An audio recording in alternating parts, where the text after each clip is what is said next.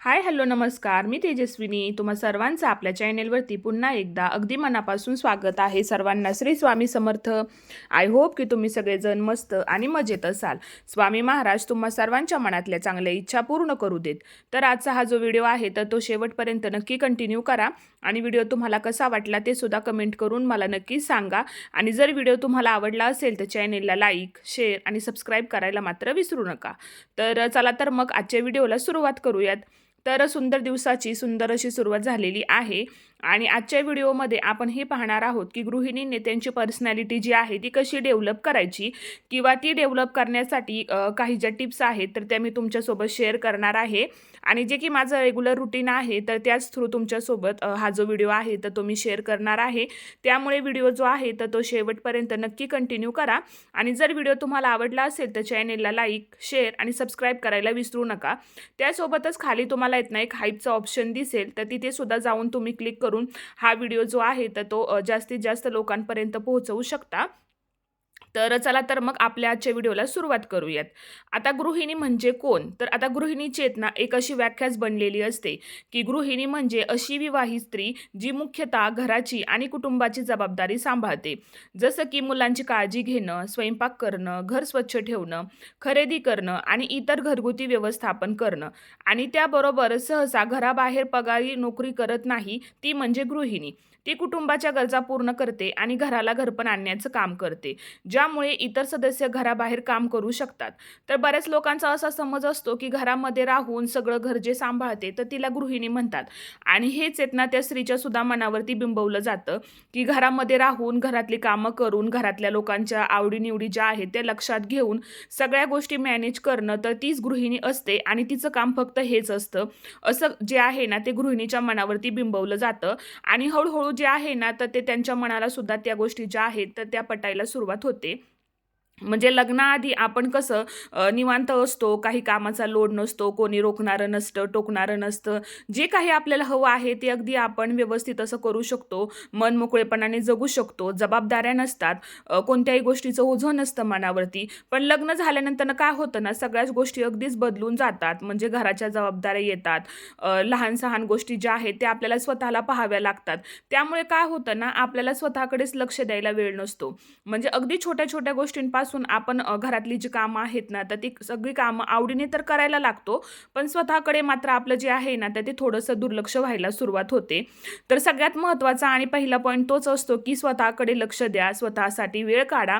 दिवसभरामध्ये आपल्याकडे इतका टाईम असतो ना तर तो टाईम जो आहे ना तर तो आपण घरातल्या कामांमध्ये तर लावतो, पण स्वतःसाठी टाईम द्यायला आपल्याकडे अर्धा तास सुद्धा नसतो.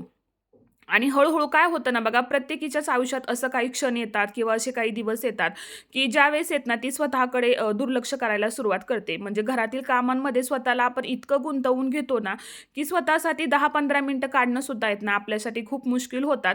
किंवा ते मनाला सुद्धा आपण पटवून देतो की हा आज माझ्याकडे वेळच नाहीये किंवा आज माझ्याकडे खूप सारी कामं आहेत, असं आपण स्वतःलाच पटवायला सुरुवात करतो.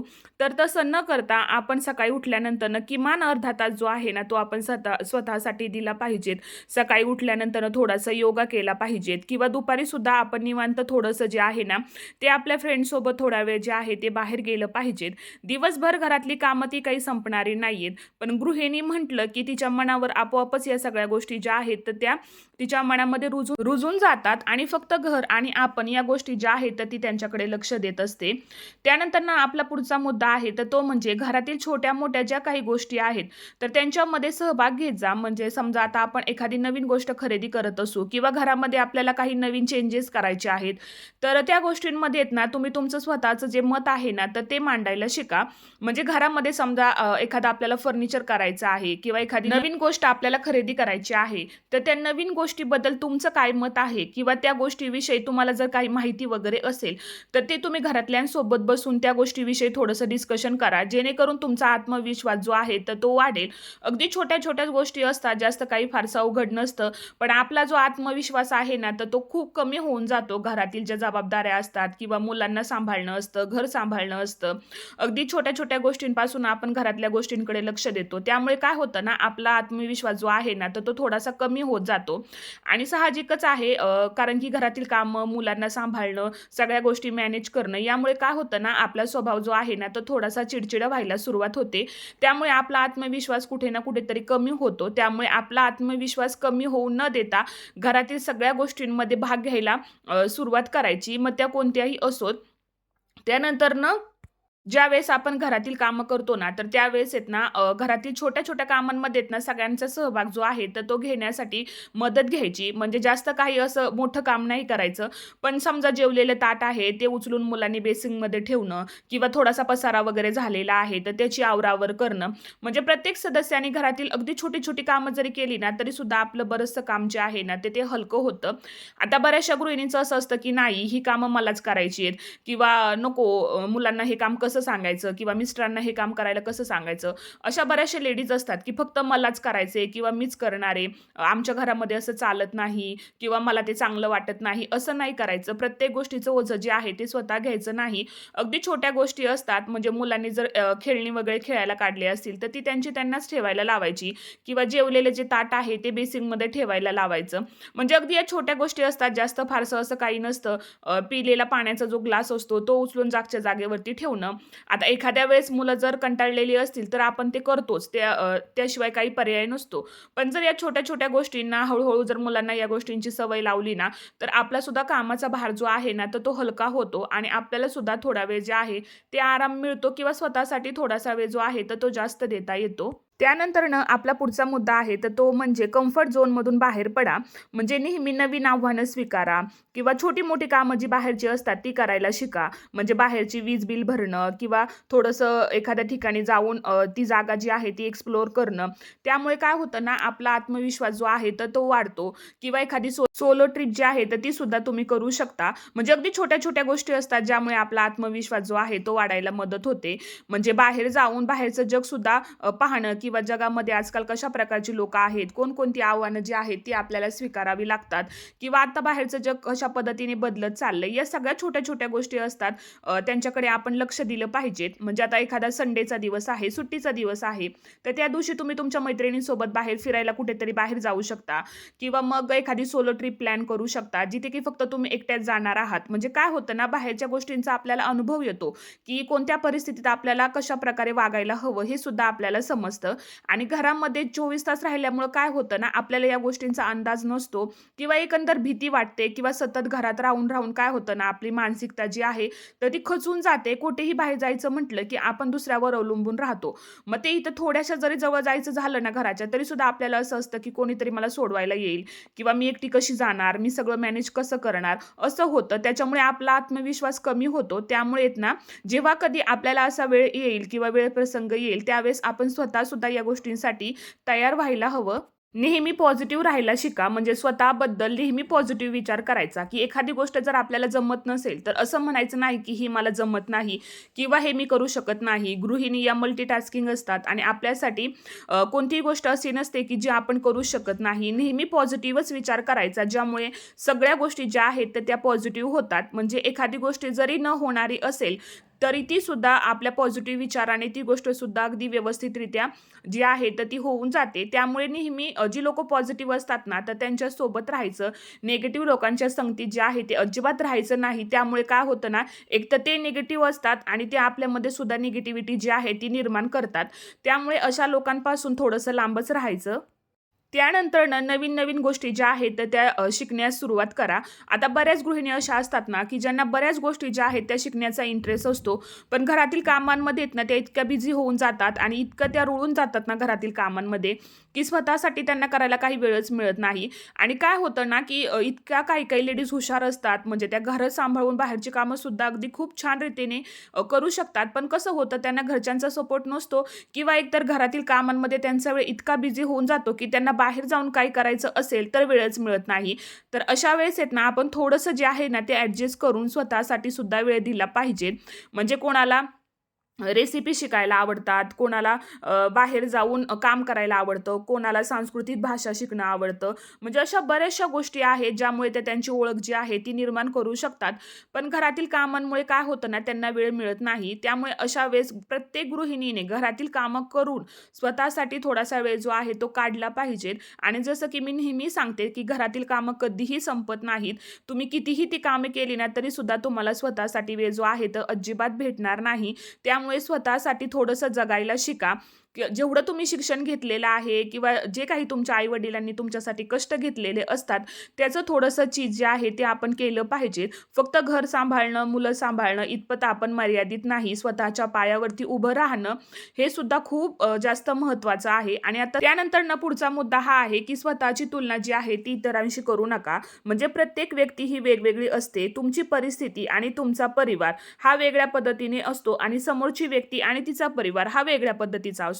त्यामुळे असं नसतं की आपण त्याला पाहिलंय की त्यांची लाईफ अशी आहे, तर मग आपली तशी का नाहीये. बऱ्याचदा असं होतं की WhatsAppला, Instaला इतके सारे व्हिडिओज असतात आणि ते त्या व्हिडिओजमध्ये खूप हॅपीली असतात किंवा छोट्या-छोट्या गोष्टींवरती ते सेलिब्रेशन करत असतात.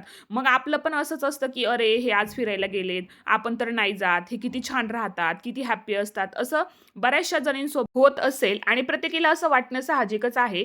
पण मला असं वाटतं ना, की त्यांच्याशी आपली तुलना करण्यापेक्षा आपण जसे आहोत ना, तसेच छान आहोत असे म्हणून ॲक्सेप्ट करायला शिका. आणि बरेचदा आपल्याकडे ज्या गोष्टी आहेत ना, तर त्या बऱ्याच लोकांकडे नसतात सुद्धा किंवा जे आता आपल्याकडे आहे ते काही लोकांचं स्वप्न सुद्धा असतं. त्याच्यामुळे ना कधीच आपल्याला कमी समजायचं नाही. आपण जसे आहोत तसेच छान आहोत, असं आपल्या मनाला सांगायचं आणि पॉझिटिव्ह राहायचं. त्यानंतरनं आपला पुढचा मुद्दा आहे, तर तो म्हणजे सकाळी उठल्यानंतरनं छान असं रेडी व्हायचं. म्हणजे ज्यावेळेस आपण सकाळी लवकर उठतो, फ्रेश झाल्यानंतरनं मग छान असा आपला सिंपल असा मेकअप करायचा. आता जास्त काही असं हेवी नाही, की खूपच जास्त मेकअप वगैरे करायचा आहे. जसं तुम्हाला आवडतं साधा सिंपल म्हणजे एखादा लिप बाल्म लावणं किंवा लिपस्टिक लावणं, काजळ लावणं, असं साधं सिंपल जे आहे ते रेडी व्हायचं. जेणेकरून काय होतं ना, आपला जो आत्मविश्वास आहे तर तो वाढतो आणि आपल्याला सुद्धा छान वाटतं, फ्रेश वाटतं. घरामधील वातावरण जे आहे तर ते पॉझिटिव्ह जसं राहतं तसं आपण सुद्धा पॉझिटिव्ह राहिलं पाहिजे. आता घरामध्ये जर काही गोष्टींमुळे वादविवाद होत असतील, तर त्यावेळेस काय करायचं, थोडंसं शांत व्हायचं. म्हणजे बऱ्याचदा असं होतं, की गृहिणी ज्या आहेत ना, तर त्या लवकर चिडतात. कारण की त्यांच्यावरती कामाचा जो ताण असतो तो थोडासा जास्त असतो. त्यामुळे घरामध्ये कधीही काही थोडंसं जरी काही झालं, तर गृहिणींची रिएक्शन ही पटकन येते किंवा त्या पटकन चिडतात. तर ते अशा वेळेस काय करायचं ना, पहिल्यांदा आपण थोडंसं शांत राहायला शिकायचं आणि थोडंसं शांत झाल्यानंतर मग आपलं जे मत आहे किंवा आपल्याला जे त्यांना समजून सांगायचं आहे ते शांततेत सांगायचं. आता ज्यावेळेस आपण रागात एखादी गोष्ट सांगतो ना बघा, ती समोरच्याला इतक्या पटकन किंवा सहजासहजी समजत नाही. पण तीच जर गोष्ट आपण शांततेत सांगितली, तर ती पटकन समजून घेता येते किंवा पटकन ती समजली जाते. जसं की मुलांना तुम्ही ओरडलात, तर चिडचिड केली, तर मुलं अजून थोडंसं आपल्याला जास्त त्रास देतात. पण त्याच वेळेस जर तुम्ही शांत झालात, मुलांना थोडंसं जवळ घेतलं, प्रेमाने त्यांना एखाद्या गोष्टी समजून सांगितली, तर मुलं जी आहेत ना, तर ती पटकन ती गोष्ट जी आहे ती मान्य करतात किंवा ती ऐकायला सुरुवात करतात. त्यामुळे ना स्वतः थोडंसं शांत राहणं हे खूप चांगलं आहे आणि आपल्यासाठी किंवा आपल्या कुटुंबासाठी ही गोष्ट जी आहे ना, तर ती खूप चांगली आहे आणि आपण ती लवकरात लवकर आत्मसात सुद्धा करायला हवी. त्यानंतरनं आपला पुढचा मुद्दा आहे तो म्हणजे स्वतःच्या ज्या काही चुका आहेत तर त्या सुधारण्याचा प्रयत्न करा. आता बऱ्याचशा आपल्या अवतीभोवती अशी लोकं असतात, की जी आपल्याकडून एखादी गोष्ट चुकली तर ती समजून सांगण्याचा प्रयत्न करतात. मग ते आपले आई-वडील असू देत, मित्र असू देत. जर आपलं कुठं चुकत असेल, त्यांना जर वाटत असेल, की हां, इथे आपलं चुकतंय, तर जर त्यांनी ते आपल्याला समजून सांगितलं, तर त्या चुका ॲक्सेप्ट करा आणि त्याच्यावरती काम करण्याचा प्रयत्न करा. आणि ज्यावेळेस आपण स्वतःच्या चुकांवरती काम करायला सुरुवात करतो ना, त्यावेळेस आपली पर्सनॅलिटी जी आहे ना, तर ती अजून डेव्हलप व्हायला सुरुवात होते. जसं की गृहिणी म्हटलं, की आपण काय करतो, एकदा आपले कॉलेज संपलं, शाळा संपली, लग्न झालं, की आपण काय करतो, सगळ्या गोष्टी ज्या आहेत, तर त्या तिथेच थांबवतो. जसं की आता शिकणं जे आहे, ते कधीच थांबत नाही. म्हणजे शिकण्यासाठी वयाची मर्यादा नसते. तुम्ही वयाच्या कोणत्याही टप्प्यात शिक्षण जे आहे, तर ते घेऊ शकता.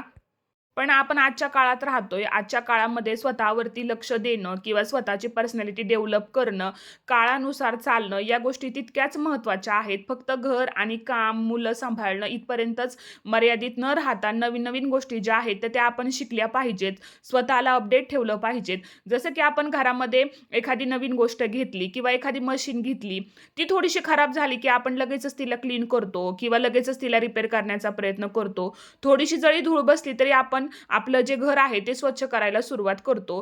त्याचप्रमाणे आपण आपली पर्सनॅलिटी सुद्धा डेव्हलप केली पाहिजेत. काळानुसार आपण स्वतःला सुद्धा अपडेट केलं पाहिजेत. सध्याच्या काळामध्ये काय सुरू आहे, काय नाही या गोष्टींकडे सुद्धा आपण तितक्याच बारकाईने जे आहे ते लक्ष दिलं पाहिजे. जेणेकरून मुलांना जर कुठे कोणत्या गोष्टींमध्ये प्रॉब्लेम येत असेल, शाळेविषयी असू देत किंवा जनरल नॉलेज विषयी असू देत, त्या गोष्टी आपल्याला सुद्धा त्यांना समजून सांगता आल्या पाहिजेत. आता बऱ्याचशा गृहिणी या दिवसभर आहेत ना फक्त WhatsApp आणि Instagram, Facebook, Twitter यामध्येच गुंतून राहतात. म्हणजे नवनवीन स्टेटस पाहणं, रील्स पाहणं यामध्ये ते त्यांचा बराच वेळ घालवतात.